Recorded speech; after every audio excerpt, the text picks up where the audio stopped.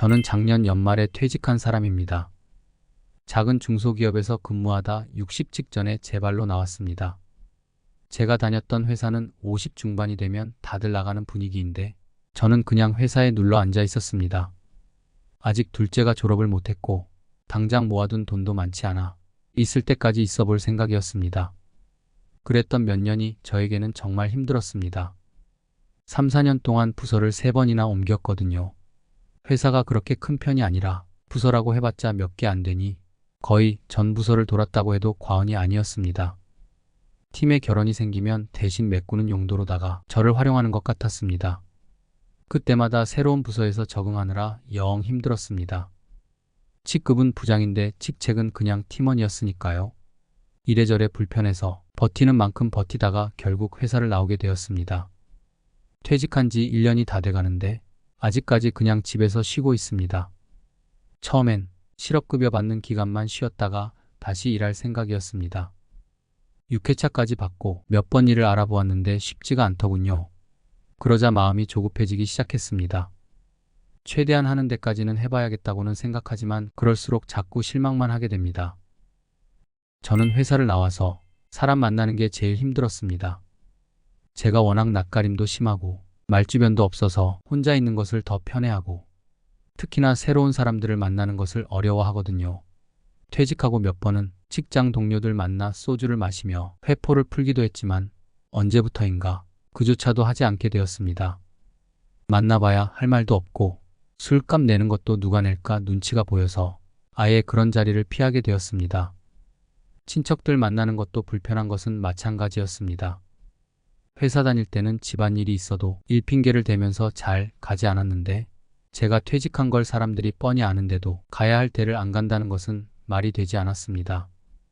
특히 명절이 저는 너무 어려웠습니다. 본가는 그나마 괜찮은데 처가 쪽은 정말 가기가 싫었습니다. 제가 맞사위라 저 말고 다른 동서들은 다 현직에서 일하고 있거든요. 왠지 비교도 되는 게 싫었고 이거저거 물어보는 것도 편치 않아 발길이 떨어지지 않았습니다. 이번 추석도 다르지 않았습니다. 추석 며칠 전부터 아내가 묻더군요.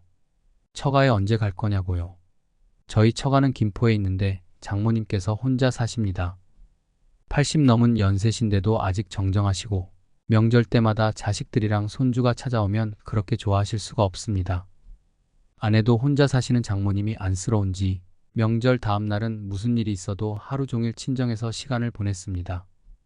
꼭두 새벽부터 출발해 장모님과 음식 준비를 같이 했고 점심쯤 제가 늦지막히 도착하면 식사를 차려주었지요. 수십 년째 그게 저의 명절 스케줄이었습니다. 누구 하나 뭐라는 사람 없었습니다. 제가 일찍 출근하고 늦게 퇴근해서 피곤한 걸 다 이해했거든요. 그런데 퇴직을 하고 나니 더는 핑계가 없어졌습니다. 뻔히 제가 집에서 노는 거 아는데 아내 따로 저 따로 가는 것도 보기 우습고 교통비를 이중으로 쓰는 것도 낭비라는 생각에 이번에는 어쩔 수 없이 아내와 같이 움직였습니다. 그런데 참 퇴직하고 나니 하다못해 명절도 명절 같지가 않더라고요. 저희 부부가 처가에 도착하고 얼마 후에 큰 처제 식구들이 왔습니다. 올해 초 대학에 들어간 조카도 함께 왔더군요. 제법 대학생 티가 나는 게 안 본 사이 훌쩍 자랐더라고요. 밝은 얼굴로 인사하는데 그냥 있을 수가 없었습니다. 입학한 후 처음 만나는 거라 왠지 용돈이라도 챙겨줘야 이모부의 체면이 설 것 같았습니다. 다행히 현금은 챙겨왔는데 진짜 고민은 그 다음이었습니다. 얼마나 줘야 되나? 대학까지 들어간 아이한테 달랑 몇만 원만 줄 수가 없었습니다. 그렇다고 10만 원, 20만 원을 주기도 망설여졌습니다.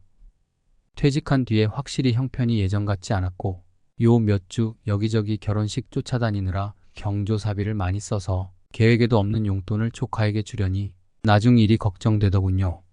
그 짧은 순간에 머리가 복잡해졌습니다. 처갓집에 더 늦게 올 걸 그랬나 싶기도 하고 얘 한 명한테만 주면 다행인데 아직 도착하지 않은 다른 조카들한테도 용돈을 줘야 하는 건 아닌가 고민이 됐습니다. 참 그런 제 모습이 너무 궁상맞게 보였습니다. 그 끝에 큰맘 먹고 5만 원짜리 2장을 꺼냈습니다. 보는 눈들이 많아 만 원짜리 몇 장을 줄 수가 없었습니다. 솔직히 쫌생이처럼은 보이고 싶지는 않았습니다. 아내도 잠시 눈짓을 했지만 이미 벌어진 일이었습니다. 그런데 진짜 난감한 상황은 그 다음이었습니다. 장모님, 저희 왔어요. 막내 처제가 왔더라고요. 남편이랑 아이들까지 다 데리고 말입니다. 그동안 막내 동서는 저와는 오는 시간이 달라 명절이라고 해도 직접 마주친 적이 거의 없었는데 이번엔 달랐습니다. 제가 워낙 아침 일찍 가는 바람에 진짜 오랜만에 얼굴을 보게 되었지요. 솔직히 평상시에도 막내 동서는 저와 좀 안 맞았습니다. 저는 그냥 조용히 있는 걸 좋아하는데 막내 동서는 목소리도 크고 떠벌리기도 워낙 좋아하거든요. 게다가 작년에 상무로 승진까지 해서 기가 아주 많이 올라갔습니다. 공교롭게도 같은 해에 퇴직한 저와는 완전히 비교가 되었지요. 선물은 또 왜 그렇게 바리바리 싸가지고 왔는지 장모님이 아주 반겨라 하시더군요. 형님 어떠세요? 거실에서 따로 차려진 술상 앞에서 막내 동서가 저에게 묻더군요. 제가 퇴직 후 어떻게 사는지 궁금한 것 같았습니다. 말하는 뉘앙스에서 제가 당연히 힘들어할 거라는 생각을 하는 것도 같았습니다. 제가 그냥 이래저래 알아보고 있다고 답하자 또 이런 말을 하더군요. 형님도 이제 좀 쉬세요. 쉬실 연세시잖아요. 참 서운했습니다. 내년에 50대는 동서는 자기는 젊은 줄 아는 것 같았습니다. 안 그래도 요즘 어디 나가면 제 나이보다 더 많이 보는 사람들이 있어 속상한데 처갓집에 와서까지 나이 얘기를 듣다니 기분이 좋지 않았습니다. 하지만 내색은 못하고 그냥 웃었습니다. 제 이야기가 대화의 주제가 되는 것 자체가 너무 불편했어요. 다른 화제로 돌리려 해도 막내 동서는 자신의 선배 이야기를 해가며 연신 퇴직 이야기만 했습니다. 그렇게 한참을 떠들다가 자기 자랑을 하고 참 술이 썼습니다. 시간도 너무 안 가는 것 같고 명절이 아닌 것 같았습니다.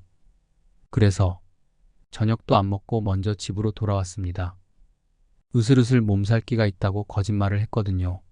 원래 출발할 때 아내와 약속하기로는 처가에서 저녁도 먹고 분위기 봐서 하룻밤 자고 오자고 했었는데 도저히 그럴 기분이 아니었습니다.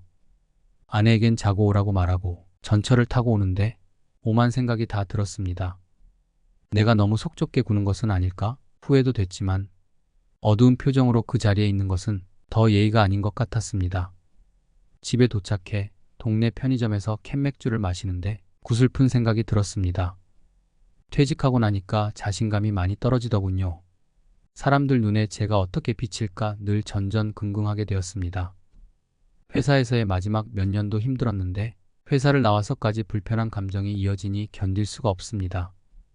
퇴직 전에는 명절하면 그래도 며칠 푹 쉬기도 하고 친척들도 만나고 다음날 출근 걱정도 안 하고 술을 마실 수도 있어서 좋았었는데 퇴직하고 나니 전혀 그렇지가 않습니다.